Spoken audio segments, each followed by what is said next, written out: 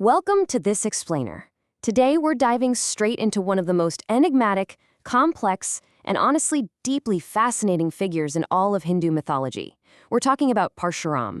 He is the sixth avatar of Lord Vishnu, but, as we're about to see, he entirely shatters the mold of what we typically expect from a divine incarnation. Seriously, think about this for a second.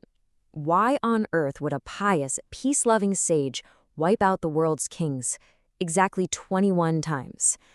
It's the ultimate paradox, right? A holy man, someone whose entire life is supposed to be dedicated to peace and spiritual enlightenment, committing the absolute mass annihilation of global rulers? It's wild. Section 1. The Warrior Brahmin. To really get the why behind his shocking actions, we first have to unpack his massive identity conflict. You see, traditional Brahmin duties involve studying the ancient Vedas, performing sacred rituals, and strictly adhering to nonviolence. But Parshuram, he exhibited something entirely different. We're talking intense aggression, warfare, and wielding deadly weapons. He was born into this high Brahmin family, but he carried the absolute DNA of a fierce Kshatriya warrior. So let's look at where he fits into the grand timeline of Vishnu's incarnations. We start with Matsya, the fish, Kurma, the turtle, and move all the way through hybrid and dwarf forms until we hit number 6, Parshuram. Now here's the kicker. He was the very first fully formed human avatar. Because of this, the sources tell us he came equipped with a complete, intense spectrum of human emotions, most notably, a profound capacity for anger and a fierce, burning desire for justice. And that internal fire led to a massive transformation. Originally, the guy was just named Ram, but his warrior spirit naturally gravitated toward weaponry. So, through incredibly deep devotion and rigorous penance to Lord Shiva, he actually earned a divine weapon, this mighty axe known as the Parashu. Armed with this gift, his legendary name was born, Parshuram, literally translating to Ram with an axe. Section 2. A twist of fate. Okay, so how exactly does a super peaceful family suddenly get this aggressive warrior DNA? Well, it all goes back to an ancient and honestly mind-blowing genetic mix-up.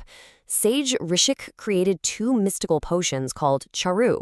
One was for his wife, Satyavati, so she'd have a peaceful Brahmin son, and the other was for her mother, a queen, to bear a fierce warrior son. But oops, mother and daughter made a critical error and actually swapped the potions. When Rishik found out, Satyavati literally begged him to spare her son from this violent fate. He agreed to tweak the cosmic arrangement, delaying those warrior traits to bypass her son and show up in her grandson instead. And here is the direct result of that ancient deal. Satyavati's son, Sage Jamadagni, was born a totally peaceful, deeply pious Brahmin, exactly as she wanted. But that delayed warrior spirit, it skipped a generation and hit his son like a freight train, Parshuram. It's this brilliant cosmic loophole that perfectly explains why our hero possessed the spirit of a king, but the birthright of a priest. All right, Section 3, Ultimate Test of Duty. Now, this unique disposition sets the stage for an incredibly controversial story that tests his absolute adherence to duty. Remember, we're talking about an ancient era with incredibly strict rules about spiritual purity. Parshuram's mother, Renuka, went to fetch water for a highly sacred ritual. But at the river, she saw this handsome Gandharva king playing in the water and kind of got distracted. Because she returned late, with her mind clouded by impure thoughts, she broke the absolute sanctity required for her husband's ritual. And her husband, Sage Jamadagni, who possessed immense mystical powers, he was absolutely livid. So, let me ask you a crazy question. Would you behead your own mother if your father demanded it? No way, right? Well, that is exactly what Jamadagni commanded his first 4 sons to do as punishment. It is an unimaginable moral dilemma. The older brothers were entirely paralyzed by the order. They absolutely refused to do it. But then, Parshuram walks in. His father gives him the exact same horrific order, and he obeys instantly. Without a second of hesitation, he uses his famous axe to behead his mother and then his 4 brothers for disobeying. Now, the ancient sources are really careful to highlight something crucial here. He didn't do this out of blind malice.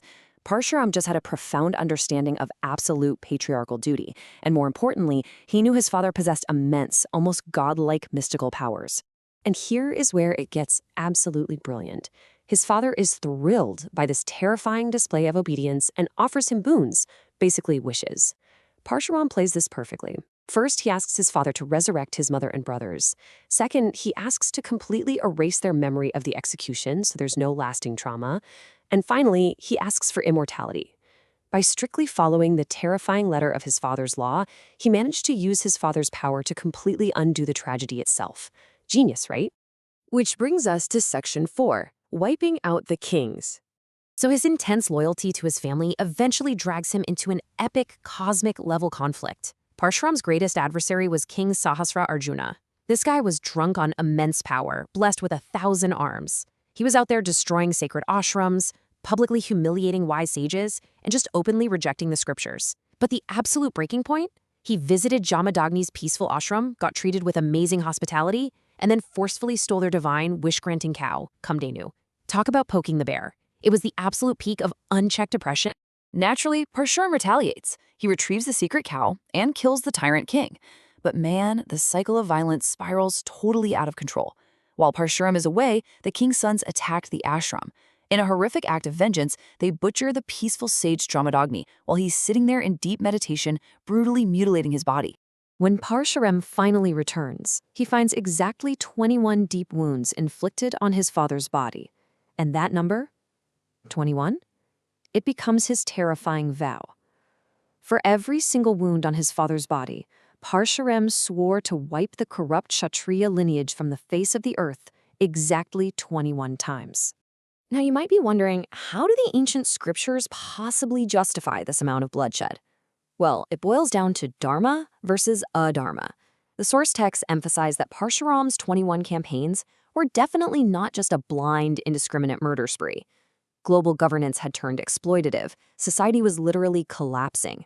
So his actions are described as a systematic cleansing of corrupt power structures. He was acting as a divine intervention to restore global balance, making sure that dharma, righteousness, prevailed over corrupt adharma. Finally, Section 5, the immortal guru. So once that global balance is finally restored, Parshuram pulls a total 180. After his final campaign, he conducts this massive sacrifice and actually gives away all of his conquered lands to the priests. He renounces warfare entirely and transforms into the ultimate martial teacher. He channels all that immense warrior spirit into shaping the foundation of the next great epic era. He becomes the guru to some of the absolute greatest warriors of the Mahabharata: Bhishma, Drona, and famously the tragic figure, Karna. And that actually brings us to this beautifully profound concept from the source texts, Yashas Kirti Sajivati, meaning he whose fame lives is alive. Remember that boon of immortality his father granted him earlier? Well, in mythological terms, his immortality is directly tied to his unforgettable legacy. As long as humanity remembers his complex, dramatic story, Parshuram remains very much alive in human consciousness. But hey, the ancient texts go a step further into the literal here. According to the sources, as one of the 8 Chiranjeevis, or immortals, he is physically alive today. They say he currently resides deep in the Mahendra Mountains, just engaged in profound meditation. And his job isn't even over yet. The Kalki Purana states that he is waiting there to become the martial guru for Kalki, who is anticipated to be the 10th and final avatar of Lord Vishnu. So, we're left with this fascinating duality. Is the immortal Parshuram a comforting protector of ultimate justice, like a divine safety net stepping in when society fails? Or is he a terrifying, eternal warning to corrupt leaders about the absolute consequences of unchecked power? He represents the ultimate paradox for sure, the warrior Brahmin who proves that sometimes the most extreme measures are taken in the name of lasting peace.